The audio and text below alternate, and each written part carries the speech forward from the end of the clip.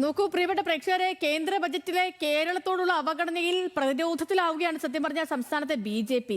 നിയമസഭാ തിരഞ്ഞെടുപ്പ് എടുത്തിരിക്കുന്ന ഒരു സാഹചര്യത്തിൽ വലിയ പ്രഖ്യാപനങ്ങളൊക്കെ ഉണ്ടാകുമെന്നായിരുന്നു സംസ്ഥാന ബി നേതൃത്വത്തിന്റെയും പ്രതീക്ഷ. പക്ഷേ പ്രഖ്യാപനങ്ങളൊക്കെ ഇല്ലാതായതോടെ ഇടത് വലത് മുന്നണികളുടെ വിമർശനങ്ങളെ എങ്ങനെ പ്രതിരോധിക്കും? ഈ ഒരു ആശങ്ക ബി.ജെ.പിക്കുണ്ട്. എങ്ങനെ ഇതിനെ മറികടക്കുമെന്ന് ചന്തുവിനോട് ചോദിക്കാം. എന്താണ് നിലവിലെ സാഹചര്യം? Chandu, good morning. ഇന്നലെ ഈ ബജറ്റ് അവതരണ വേളയിലെ സംസ്ഥാന ബി ജെ പി ആസ്ഥാനത്ത് നിന്നുള്ള കാഴ്ചകളൊക്കെ കണ്ടിരുന്നു. രാജീവ് ചന്ദ്രശേഖർ അടക്കമുള്ള നേതാക്കളൊക്കെ ബജറ്റിരുന്ന് കാണുന്നതും വലിയ പ്രഖ്യാപനങ്ങളും ഇല്ലാത്തപ്പോഴത്തേനും അവരുടെയൊക്കെ ഒരു മുഖഭാവവും ഒക്കെ ആ വീഡിയോ ഒക്കെ ഇപ്പോൾ പുറത്തു വന്നിട്ടുണ്ട്. അതേപോലെ തന്നെ കേരളത്തിൽ എവിടെ എയിംസ് വേണമെന്ന് ചോദിച്ച് നടന്ന ഒരു കേന്ദ്രമന്ത്രി നമുക്ക് ഇപ്പോഴും ഉണ്ട്. സുരേഷ് ഗോപി ആലപ്പുഴയിൽ വേണോ, തിരുവനന്തപുരത്ത് വേണോ? പിന്നീട് ഈ നേതാക്കൾ തമ്മിൽ ഒരു അടിയുടെ വക്ക് വരെ എത്തി. പക്ഷേ എയിംസും ഇല്ല, ഒന്നും ഇല്ലാത്തൊരു അവസ്ഥയിലേക്ക് ബജറ്റ് പ്രഖ്യാപനം എത്തിച്ചേർന്നു. നിയമസഭാ തിരഞ്ഞെടുപ്പ് പടിവാതിൽക്കൽ എത്തി നിൽക്കുകയാണ്. കേരളം ഇനി ബി.ജെ.പിയുടെ ലക്ഷ്യം വയ്ക്കുന്ന ഒരു സ്ഥലമല്ലേ? ഇപ്പൊ കേരളത്തിൽ എന്ത് പ്രഖ്യാപിച്ചിട്ടും വലിയ കാര്യമൊന്നുമില്ല.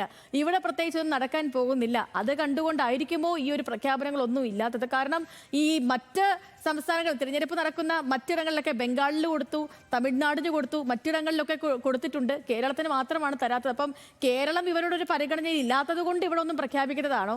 ഈ നിലവിലെ സാഹചര്യത്തെ എങ്ങനെയാണ് ബി.ജെ.പി മറികടക്കാൻ പോകുന്നത്? ഇപ്പൊ കുറച്ച് മുൻപ് ശരത്ത് പറയുന്നുണ്ടായിരുന്നു, അനിൽ ആന്റണി അടക്കമുള്ള ആളുകളെ കഴിഞ്ഞ ദിവസം ഈ നിർമ്മല സീതാരാമൻ ഫോണിൽ വിളിച്ച് ഇക്കാര്യങ്ങളൊക്കെ ആളുകളിലേക്ക് എത്തിക്കണം എന്ന് പറഞ്ഞ് സംസാരിക്കുന്നുണ്ടായിരുന്നു എന്ന്. അപ്പൊ ഇതിപ്പോ എന്ത് പറഞ്ഞ ആൾക്കാർ ഇവർ വിശ്വാസത്തിലെടുക്കും? എങ്ങനെയാണ് സംസ്ഥാന ബി.ജെ.പി ബജറ്റ് അവതരണത്തെ ഈ നോക്കിക്കാണുന്നത്? അതിനെ പ്രതിരോധിക്കാനുള്ള നീക്കം ചന്തു? Sethulakshmi, good morning.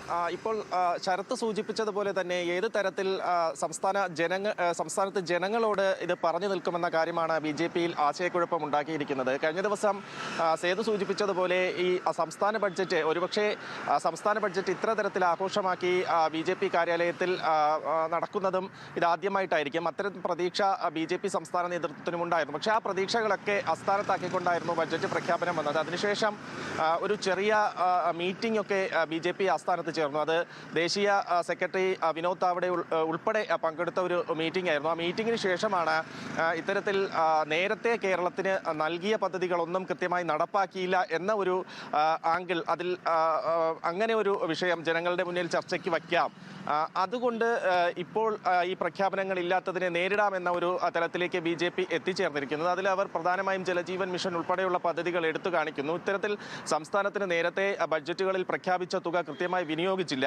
ആ തുകയൊക്കെ വിനിയോഗിച്ചതിന് ശേഷം മറ്റ് പ്രഖ്യാപനങ്ങൾ നടത്താം എന്ന ഒരു ചർച്ച, ആ രീതിയിൽ ചർച്ച കൊണ്ടുപോകാനാണ് ഇപ്പോൾ ബി.ജെ.പി ശ്രമിക്കുന്നത്. പക്ഷേ നിയമസഭാ തെരഞ്ഞെടുപ്പ് അടുത്തിരിക്കുന്ന സാഹചര്യത്തിൽ അത്തരം ചർച്ച എത്രമാത്രം പ്രസക്തമാകും, അല്ലെങ്കിൽ അത് എത്രമാത്രം ബി.ജെ.പിക്ക് ഗുണം ചെയ്യും എന്നത് സംബന്ധിച്ചും ബി.ജെ.പിക്കുള്ളിൽ ആശയക്കുഴപ്പമുണ്ട്. അവിടെയാണ് നേരത്തെ ശരത്ത് സൂചിപ്പിച്ചതുപോലെ ജനങ്ങളോട് ഇത് സംസാരിക്കണം. കാരണം നിയമസഭാ തെരഞ്ഞെടുപ്പ് അടുക്കുമ്പോൾ സ്വാഭാവികമായും ഇടത് വലത് മുന്നണികൾ സംസ്ഥാനത്ത് ഉയർത്തിവിടുന്ന ചർച്ചയും അത് തന്നെയായിരിക്കും. നേരത്തെ തന്നെ കേന്ദ്രത്തിനെതിരെ സംസ്ഥാന സർക്കാർ, മുഖ്യമന്ത്രി അടക്കം സംസ്ഥാനത്തെ സാമ്പത്തികമായി ഞെക്കിക്കൊല്ലുന്നു എന്ന കാര്യം ചൂണ്ടിക്കാണിച്ച് പരസ്യ പ്രതിഷേധമൊക്കെ നടത്തിയിരുന്നു. അപ്പോൾ ആ തലത്തിലേക്ക് ബി.ജെ.പിക്കെതിരെ ഒരു വിമർശനം അല്ലെങ്കിൽ പ്രതിഷേധം ഒക്കെ വരുന്ന സാഹചര്യത്തിൽ കൂടിയാണ് ബി.ജെ.പി കടന്നുപോകുന്നത്. പക്ഷേ ബി.ജെ.പിക്ക് വലിയ തരത്തിൽ ഗുണം ചെയ്യുന്ന ഒരു തെരഞ്ഞെടുപ്പ് കൂടി, നിയമസഭാ തെരഞ്ഞെടുപ്പ് കൂടിയാകും എന്ന ഒരു വിലയിരുത്തലിൽ കൂടിയായിരുന്നു പാർട്ടി. പക്ഷേ പ്രഖ്യാപനങ്ങൾ ഒന്നും ഉണ്ടായില്ല.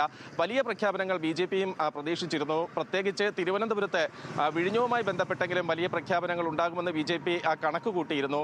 എയിംസ് നേരത്തെ സേതുലക്ഷ്മി തന്നെ സൂചിപ്പിച്ചതുപോലെ കേരളത്തിൻ്റെ ഒരുപാട് കൊല്ലത്തെ ആവശ്യമാണ്. അത് ഇത്തവണയെങ്കിലും കേരളത്തെ പരിഗണിക്കുമെന്ന് കരുതിയിരുന്നു. പക്ഷേ അവിടെയും ദേശീയ നേതൃത്വത്തിൻ്റെ ഭാഗത്ത് അല്ലെങ്കിൽ ബഡ്ജറ്റിലൊരു തീരുമാനമൊന്നും ഉണ്ടായില്ല. ഇതിനെയൊക്കെ ഏത് തരത്തിൽ ജനങ്ങളോട് സംവദിക്കാൻ കഴിയും, അവരെ എങ്ങനെ പറഞ്ഞു മനസ്സിലാക്കാൻ കഴിയുമെന്നതാണ് ബി.ജെ.പി ആശങ്ക. ഇപ്പോൾ നിലവിൽ ബി.ജെ.പി എടുത്തിരിക്കുന്ന തീരുമാനം നേരത്തെ നൽകിയ പദ്ധതികൾ നടപ്പാക്കിയതിന് ശേഷം കാണാമെന്ന ഒരു ആംഗിളാണ്. മാത്രമല്ല സംസ്ഥാനത്തിന് ഇതെല്ലാം നടപ്പാക്കാനുള്ള സാമ്പത്തികമായ ഭദ്രത ഇല്ല എന്നും ബി.ജെ.പി ഇപ്പോൾ ബജറ്റിന്മേലുള്ള കാര്യങ്ങളാണ് നമ്മൾ സംസാരിച്ചുകൊണ്ടിരുന്നത്. ബജറ്റിൽ കേരളത്തിന് അർഹമായ പരിഗണനയൊന്നും ഉണ്ടായിരുന്നില്ല. അപ്പൊ ഈ ഘട്ടത്തെ എങ്ങനെ സംസ്ഥാന ബി.ജെ.പി മറികടക്കും? കാരണം തിരഞ്ഞെടുപ്പും കൂടി അടുത്തിരിക്കുന്ന ഒരു ഘട്ടമാണല്ലോ.